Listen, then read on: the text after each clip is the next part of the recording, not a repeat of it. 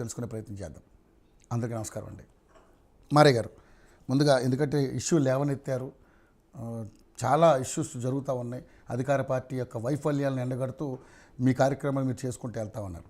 So నిజంగానే మరి BRS పార్టీకి సంబంధించి ఎవరైతే పాడి కౌశిక్ రెడ్డికి మధ్య, అదేవిధంగా అది ఏ పార్టీలో ఉన్నారో తెలియనటువంటి అంశం గాంధీ గారు, మరి ఆయనకి మధ్య జరిగినటువంటి వారు చిలికి గాలివానైంది. ఈరోజు అక్కడ ఫిరాయింపులకు సంబంధించినటువంటి ఎమ్మెల్యేలందరూ కూడా రాజీనామాలు చేసి ఉప ఎన్నికలు పాల్గొనాలని చెప్పేసి ఉప ఎన్నికలు తప్పకుండా వస్తాయి. ముఖ్యంగా శేర్లింగంపల్లిలో ఉప ఎన్నిక తథ్యం అని చెప్పేసి కేటీఆర్ గారు మాట్లాడుతూ ఉన్నారు. ఏంటి నిజంగా దీన్ని ఏం మాట్లాడుతుంది దీని మీద? ఈరోజు మన టీవీ ఛానల్ ద్వారా చూస్తున్నటువంటి యోగో టీవీ ప్రేక్షకులకు, ఇక్కడ పాల్గొన్న మిగతా సహచర మిత్రులందరికీ బీఆర్ఎస్ పార్టీ తరఫున ధన్యవాదాలు. కేటీఆర్ గారు పదే పదే బీఆర్ఎస్ పార్టీగా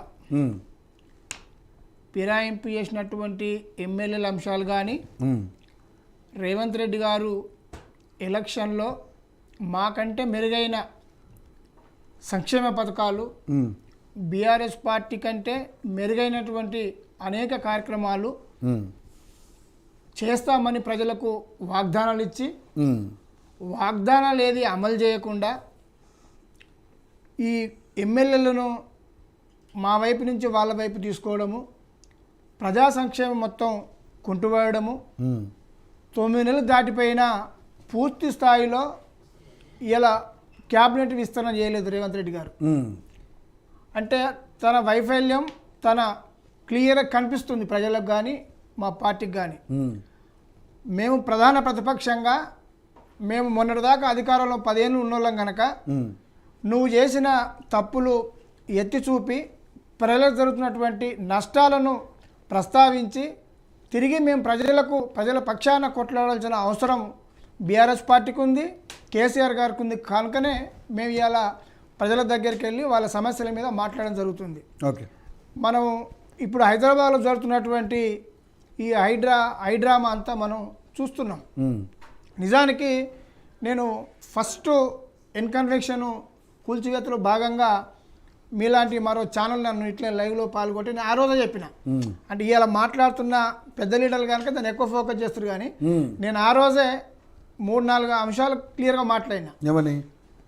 ఏదైతే ఎన్కన్వెన్షన్ కూల్చేస్తున్నారో అది నేనంతా 96, 97, 98 వరకు 3 సంవత్సరాలు రాయదుర్గం, జూబ్లీహిల్స్ ఈ ప్రాంతం అంతా నేనున్నా.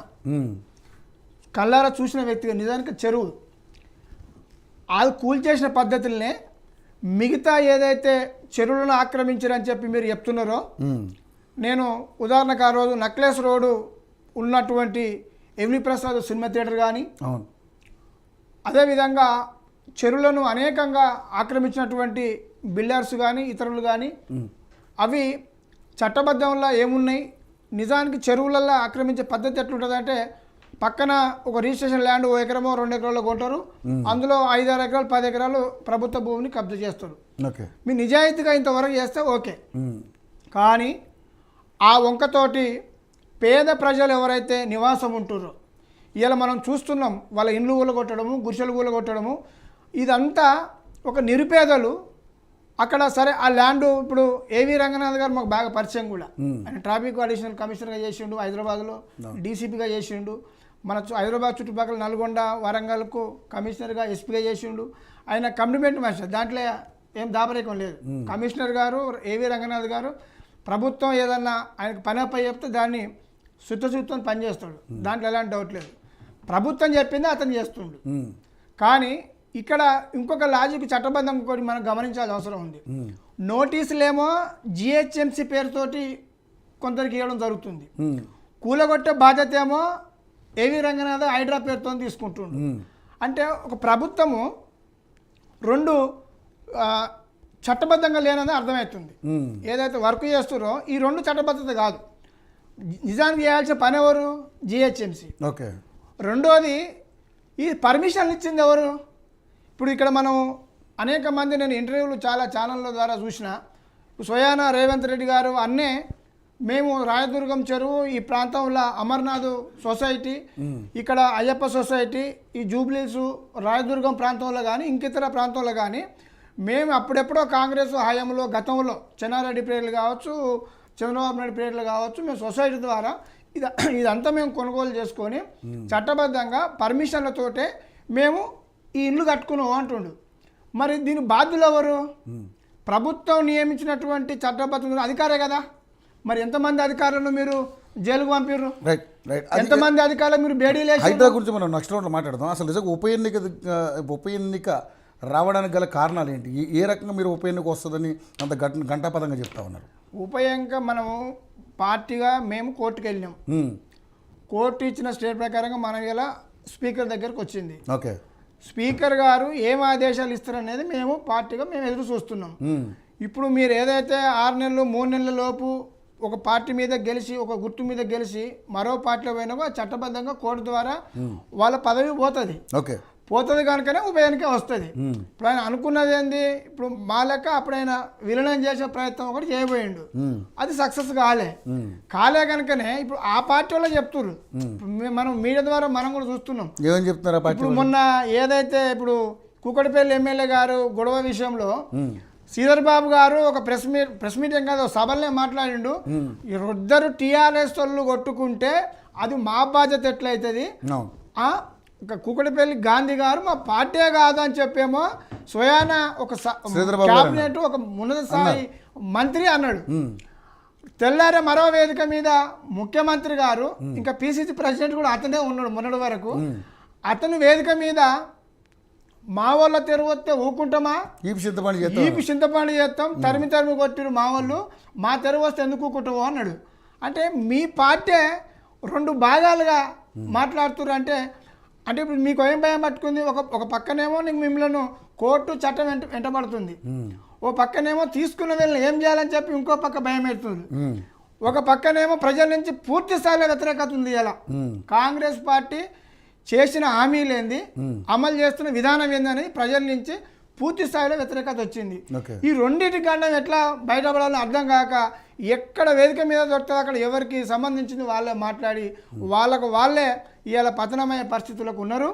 రెండోది, నేను మీడియా ద్వారా ముఖ్యమంత్రి గారికి ప్రజలకు కూడా అనుకుంటారు కనుక నేను కూడా చెప్తున్నా, ఎప్పుడైనా మీరే పదే అంటున్నారు, నన్ను కాదు నా కుర్చీకి గౌరవించండి, ప్రతిపక్షాలు కానీ ఇతరులు మాట్లాడేటప్పుడు అని చెప్పి రేవంత్ రెడ్డి గారు మన ఒక ప్రెస్ మీట్లో మాట్లాడడం జరిగింది. మేమేం కోరుతున్నామంటే, నువ్వు కూడా ఒక ఉన్నత స్థాయి ప్రజలు నీకు ఇచ్చిన అధికారంతో ఒక ముఖ్యమంత్రి కుర్చీలో కూర్చున్నావు, నువ్వు కూడా ఆ కుర్చీ గౌరవాన్ని కాపాడినట్టుగా మాట్లాడాలి, ఆ కుర్చీ గౌరవాన్ని దక్కించుకునేట్టుగా మాట్లాడాలి. ఇప్పుడు మొన్నటిదాకా కేసీఆర్ గారు చిన్న మనిషి కాడే, ఈ రాష్ట్రాన్ని ఆంధ్ర పెత్తందారుల కభయహస్తాల నుంచి గుంజుకొచ్చి కొట్లాడి తెలంగాణ రాష్ట్రాన్ని ఏర్పాటు చేస్తేనే నువ్వు ముఖ్యమంత్రి ఉన్నావు. ఇవాళ లేకపోతే ఏ ఆంధ్రప్రదేశ్లో ఇవాళ రాయలసీమలో ఏ ఆంధ్రలో ఇవాళ తెలంగాణకు ముఖ్యమంత్రి ఉంటుండే, ఆంధ్రప్రదేశ్ ఉమ్మడి ఉంటుండే. నువ్వు ఏడ ముఖ్యమంత్రి అయితే నేను ఎవరు ముఖ్యమంత్రి చేస్తుండే? అంత గొప్ప నాయకుని పట్టుకొని నీ ఇష్టం వచ్చినట్టు నీ నోటికి వచ్చినట్టు మాట్లాడితే మరి పక్కోడు ఊకుంటాడా? ఇప్పుడు ఒకరు తిట్టినప్పుడు ఊకోరు కదా. కాబట్టి నీ ముఖ్యమంత్రి స్థాయి గౌరవాన్ని దక్కించుకోవాలి. మీరు మాట్లాడేటప్పుడు మీ స్థానం తగ్గట్టు మాట్లాడాలి, ఉన్నతంగా మాట్లాడాలి. నేను చాలా అబ్జర్వ్ చేస్తున్నా ముఖ్యమంత్రి గారిది, పార్టీ మీటింగ్లో ఎట్లా మాట్లాడుతారో ప్రతిపక్ష నాయకుడు, ఆయన అఫీషియల్ అధికారిక మీటింగ్లో అట్లే మాట్లాడుతున్నాడు. ఇది సరైనది కాదు. ఇది ప్రజలు అసహించుకుంటారు. అరే ఒక ముఖ్యమంత్రి ఒక పెద్ద మనిషి అన్నప్పుడు ఈ రాష్ట్రానికి నువ్వు సర్వం నువ్వే. అలాంటప్పుడు ఎప్పుడైతే అధికారం వచ్చిందో నువ్వు అన్నీ మర్చిపోవాలి, రాజకీయాలు పక్కన పెట్టాలి, అభివృద్ధి ప్రజలు ఏం హామీ ఇచ్చినా ఏం అమలు చేయాలని ఇది మాట్లాడాలి. అఫీషియల్ మీటింగ్లో నువ్వు ప్రభుత్వ కార్యక్రమాలు అఫీషియల్ మీటింగ్లలో అఘోరంగా మాట్లాడుతుండు. మొన్న చూసింది అయితే అది అఫీషియల్ ప్రభుత్వ మీటింగ్లో ఒళ్ళు చింతపండు చేస్తాం అంటాడు, ఒక కార్యకర్తలాగా మాట్లాడుతుండు.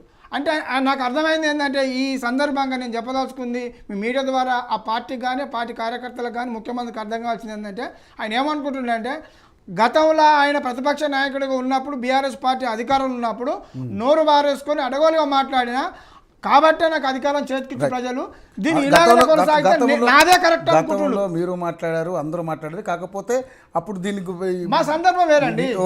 రవి గారు, మా కేసీఆర్ గారు మాట్లాడిన సందర్భం వేరు, అదొక ఉద్యమం, అప్పుడు అది అవసరం. కానీ ఇప్పుడు అది అవసరం లేదు కదా. నువ్వు పరిపాలన ఉన్నావు, ఇది అవసరం లేదు. మేము మంచిగా రెడీ చేసి నీ చేతిలో పెట్టిండు, నువ్వు హాయిగా పరిపాలన చేసుకుంటా పో. నువ్వు కేసీఆర్ తిట్టాలి చెప్పాలి, రెడీ చేశారా? ఇవాళ నువ్వు కూర్చున్న సెక్రటరీ గేట్ ఎంత అందంగా ఉంది, కూర్చునే కాదు, ఎవరు కట్టిరు? కలెక్టర్ కలెక్టర్ ఆఫీస్లో అవన్నీ ఓకే. ప్రాజెక్టులో అవన్నీ ఓకేనండి. ఇవన్నీ ఎవరు కట్టారు? కానీ మీరు మంచిగా చేసామంటున్నారు. మంచిగా చేస్తే మిమ్మల్ని ఎందుకు ఓడించారు? ఎవరు? మిమ్మల్ని జనం ఎందుకు అవునండి, ఇప్పుడు మీరు చేసినటువంటి దుర్మార్గమైన ప్రచారాల వల్ల కొద్ది శాతం ప్రచారాలు అంటే ప్రజలే నమ్ముతారా? ప్రజలు నిజాలు గ్రహించరా? ఇవాళ ఇప్పుడు మీరు చూడండి, ఏ ప్రజలైతే ఓట్లేసిర్రో రైట్, మళ్ళీ ఆ ప్రజలు ఇలా చూస్తారు కదా మరి.